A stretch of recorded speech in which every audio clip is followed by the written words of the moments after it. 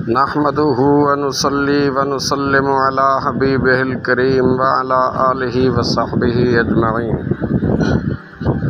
اللہ والوں کا تذکرہ دلوں کی دنیا بدل دیتا ہے اور ان کا ذکر ان سے ملاقات کے قائم مقام ہوتا ہے۔ صحابہ کرام رضوان اللہ علیہم اجمعین کے اندر جو صفات تھیں وہ دنیا والوں میں ممتاز تھیں۔ ان کا مقام و مرتبہ اتنا عالی تھا کہ کوئی بھی قیامت تک ان کے برابر نہیں ہو سکتا۔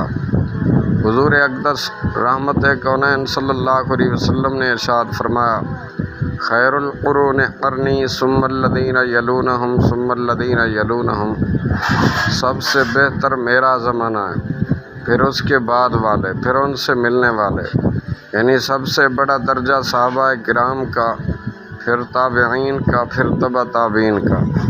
صحابہ کرام میں بھی مختلف رنگ کے لوگ تھے، پھر تابعین و تبع تابعین میں بھی، کسی پر علم غالب تو کسی پر عمل و تقوی اور کوئی زہد و ورع کا پیکر۔ جیسے صحابہ کرام کی زندگی ہمارے لیے نمونہ ہے، ویسے ہی تابعین عظام کے احوال و کردار بھی ہمارے لیے سبق آموز ہے۔ تابعین کرام میں ایک ذات ہے حضرت مالک بن دینار بصری رضی اللہ عنہ کی، جو علم کے ساتھ زہد و تقوی کے بھی پیکر تھے۔ ساتھ ہی آپ کے اقوال و ارشادات بڑی کثرت سے تذکرے کی کتابوں میں پائے جاتے ہیں۔ آپ کے تقوی و ارشادات علم و حکمت کے آبدار موتی، عبرت و نصیحت کے بیش بہا خزانے جو احادیث و سیرت کی کتابوں میں منتشر ہیں، یقیناً وہ قابل سماعت ہیں۔ حضرت مالک بن دینار رحمۃ اللہ علیہ کی زندگی میں انقلاب یوں آیا کہ جامع مسجد دمشق، جس کو حضرت امیر معاویہ رضی اللہ عنہ نے تعمیر کرا تھا، آپ اس میں اس غرض سے معتکف ہو گئے کہ اس عالی شان مسجد کے متولی بنا دیے جائیں۔ 1 سال تک معتکف رہے، ہر وقت نماز میں مشغول رہتے۔ پورے 1 سال کے بعد جب آپ مسجد سے باہر نکلے، ندائے غیبی کانوں سے ٹکرائی، اے مالک تو کیوں توبہ نہیں کرتا؟ جب آپ نے یہ آواز سنی، گھبرا کر دوبارہ مسجد میں آ گئے اور مسجد کی تولیت کے خیال کو دل سے نکال کر اخلاص کے ساتھ عبادت الوہیت میں مصروف ہو گئے۔ 1 سال کی عبادت کو گنوانے پر شرمندہ بھی ہوئے۔ جب صبح کی تو لوگ آپ کی خدمت میں حاضر ہوئے، عرض کیا مسجد کو ایک اچھے متولی کی ضرورت ہے، آپ سے بڑھ کر کوئی شخص ہماری نظر میں نہیں آتا۔ حضرت مالک بن دینار نے دل ہی دل میں کہا، خداوندہ 1 سال تک سخت ریاضت کی، کسی نے پوچھا تک نہیں، اب جب کہ میں نے اپنی نیت کو درست کر لیا ہے تو تو نے اتنے آدمیوں کو بھیج دیا کہ یہ کام میرے ذمہ کر دیں۔ اللہ کی قسم اب میں مسجد سے باہر نہیں نکلنا چاہتا۔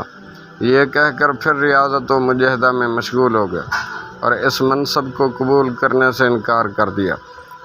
برادران اسلام، یہ واقعہ ہمارے لیے کیسا درس عبرت ہے کہ اخلاص اور حسن نیت کے ساتھ جو بھی عمل کیا جائے ضرور اپنا اثر دکھاتا ہے۔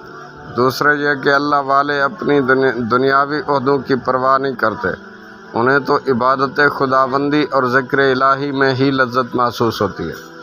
ایک دفعہ ایک دہریے سے آپ کا مناظرہ ہوا، بہت دیر ہوگی، فیصلہ نہ ہوا تو معاملہ اس پر ٹھہرا کہ دونوں اپنے اپنے ہاتھ آگ میں ڈالیں، جس کا ہاتھ جل جائے وہ باطل پر سمجھا جائے گا۔ چنانچہ ایسا ہی کیا گیا، مگر دونوں میں کوئی ہاتھ نہ جلا۔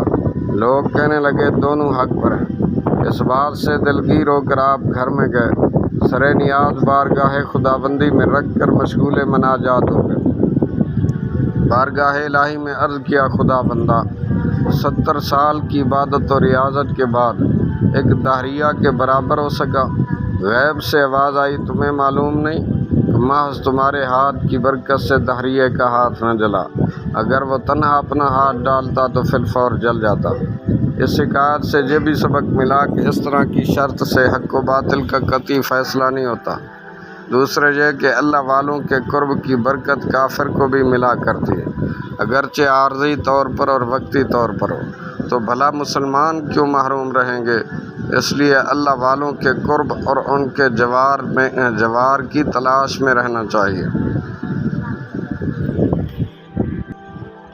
ایک مرتبہ حضرت مالک بن دینار رحمۃ اللہ علیہ نے ایک مکان کرائے پر لیا۔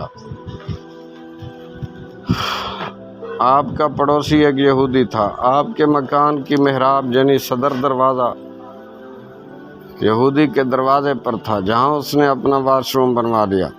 روزانہ نجاست آپ کے مکان کی طرف بہا دیتا۔ ایک عرصے تک یہ سلسلہ جاری رہا، لیکن آپ نے کسی سے اس کا تذکرہ نہ کیا، نہ کوئی شکایت کی۔ ایک دن وہ یہودی آ کے کہنے لگا کہ آپ کو میرے پاخانے سے کسی قسم کی تکلیف تو نہیں ہوتی؟ آپ نے جواب میں ارشاد فرمایا، میں نے ایک برتن اور جھاڑو رکھ لیا ہے، روزانہ گندگی صاف کر لیتا ہوں، بس اور کوئی تکلیف نہیں۔ آپ کے اس تحمل اور برداشت کو دیکھ کر وہ یہودی فی الفور اتنا متاثر ہوا کہ اسلام قبول کر لیا۔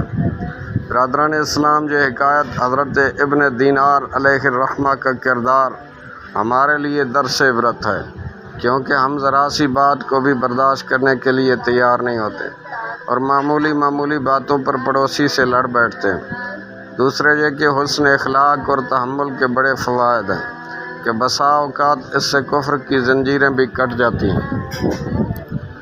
حضرت ابن دینار کے زمانے کی بات ہے، ایک بار بصرہ میں آگ لگ گئی۔ آپ عصا اور جوتیاں لے کر کوٹھے پہ چڑھ گئے۔ دیکھنے لگے کوئی اپنا مال و اسباب نکال رہا ہے، کوئی جل رہا ہے، کوئی بھاگ رہا ہے۔ آپ نے یہ بھیانک منظر دیکھ کر فرمایا، یہی حال قیامت کے دن ہوگا۔ واقعی اللہ والوں کی بات ہی نرالی ہوتی ہے۔ ہمارے یہاں آگ لگتی ہے تو ہم صرف تماشا دیکھتے ہیں، ہم میں کوئی نہ قیامت کو یاد کرتا ہے، نہ جہنم کا خوف دلوں کو ستاتا ہے۔ حالانکہ ہم دنیا کی آگ سے جتنا ڈرتے ہیں، اتنا بھی آخرت کی آگ سے ڈرنے لگیں تو ہماری زندگیوں میں انقلاب آ سکتا ہے اور ہم گناہوں سے بآسانی بچ سکتے ہیں۔ حضرت جعفر بن سلیمان کہتے ہیں کہ میں ایک مرتبہ حضرت مالک بن دینار رحمۃ اللہ علیہ کے ساتھ مکہ معظمہ میں تھا۔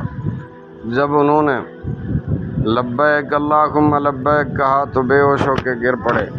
ہوش میں آئے تو میں نے وجہ پوچھی، فرمایا مجھے ڈر تھا کہیں میرے لبیک کا جواب لا لبیک نہ آ جائے۔ افسوس، ہم ذرا سی عبادت کرتے ہیں تو پھولے نہیں سماتے اور قبولیت کا یقین کر لیتے ہیں، لیکن اللہ والے ہر طرح کی عبادت اور ریاضت کے باوجود، زہد و تقویٰ کے باوجود عدم قبولیت سے لرزاں و ترساں رہتے ہیں، جیسے حضرت مالک بن دینار۔ اللہ ان پر بے شمار رحمت نازل فرمائے اور ان کے درجات بلند کرے۔ یہ واقعہ بالخصوص حجاج کرام یعنی حاجیوں کے لیے خاص طور سے درس عبرت ہے۔ تذکرہ نگاروں نے لکھا کہ جب آپ ایاک نعبد و ایاک نستعین پڑھتے، زاروں قطار روتے اور فرماتے اگر یہ قرآن کی آیت نہ ہوتی تو میں ہرگز نہ پڑھتا۔ لوگوں نے وجہ دریافت کی تو فرمایا ہم منہ سے تو اس کی عبادت کرتے ہیں اور اسی سے مدد مانگنے کا اقرار کرتے ہیں، لیکن حال یہ ہے کہ معمولی باتوں میں بھی دوسروں پر بھروسہ کرتے ہیں، یعنی ہماری زیادہ تر توجہ اسباب و آلات پر ہوتی ہے، جبکہ کامل توجہ رب عز و جل ہی کی طرف ہونی چاہیے، کیونکہ وہی معبود ہے اور وہی حقیقی مستعان، باقی جو کچھ ہے وہ مظاہر و وسائل ہیں۔ آپ کے زہد کا یہ عالم تھا کہ آپ کے پاس ایک ہی پیراہن تھا، جس کی وجہ سے آپ بڑے دیگر بزرگوں سے بھی خدا کی بارگاہ میں زیادہ مقبول تھے۔ چنانچہ ایک بزرگ نے خواب میں دیکھا کہ فرشتے حضرت مالک بن دینار اور حضرت محمد واسع کو جنت کی طرف لے جا رہے ہیں۔ انہوں نے کہا دیکھو کون پہلے جنت میں جاتا ہے۔ چنانچہ حضرت مالک بن دینار کو پہلے جنت میں داخل کیا گیا، اس کے بعد حضرت محمد واسع کو۔ بزرگ نے تعجب سے پوچھا، محمد واسع زیادہ کامل اور بڑے عالم تھے، یعنی انہیں پہلے جنت میں لے جانا چاہیے تھا۔ جواب ملا یہ تفاوت محض اس لیے برتا گیا کہ حضرت مالک بن دینار کا ایک ہی پیراہن تھا، یعنی آپ توکل میں زیادہ کامل تھے، اور محمد واسع کے 2 پیراہن تھے۔ اس سے معلوم ہوا کہ اللہ تعالیٰ کے ہاں بعض وہ خوبیاں بھی بڑا درجہ رکھتی ہیں جن کو ہم محض معمولی سمجھتے ہیں۔